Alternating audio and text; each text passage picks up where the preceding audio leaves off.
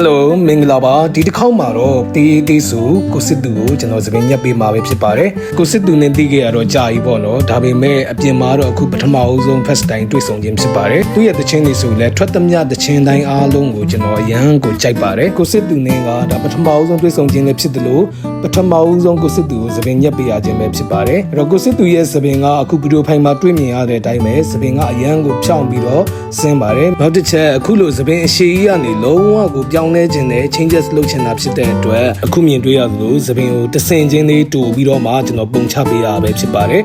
ကိုစစ်သူကြိုက်နေတဲ့အနေထားရောက်ပြီဆိုမှကျွန်တော်နောက်တစ်ဖက်ကိုအခုမြင်တွေ့နေရလို့ပဲညက်ပေးရပဲဖြစ်ပါတယ်ကိုစစ်သူကတော့ကျွန်တော်ကိုမိုးလက် hair style နဲ့ကနေရွေးချယ်ပြီးတော့ညက်ခိုင်းပါတယ်အဲ့တော့ကျွန်တော်ဒီ video file မှာလည်းဒါကိုစစ်သူကိုမိုးလက် hair style လေးပဲထားပေးထားတယ်ဘေးတွေမှာတော့ကျွန်တော် normal ပုံစံလေးပဲထားပြီးတော့နောက်ကတော့ကိုစစ်သူလိုချင်တဲ့အရှိပုံစံတိုင်းပဲကျွန်တော်ထားပေးထားတာဖြစ်ပါတယ်ဟုတ်ကဲ့ပါ video file လေးကိုအဆုံးထိကြည့်ရှုပေးတဲ့တယောက်ချင်းစီတိုင်းကိုကျေးဇူးတင်ပါတယ်ဗျာ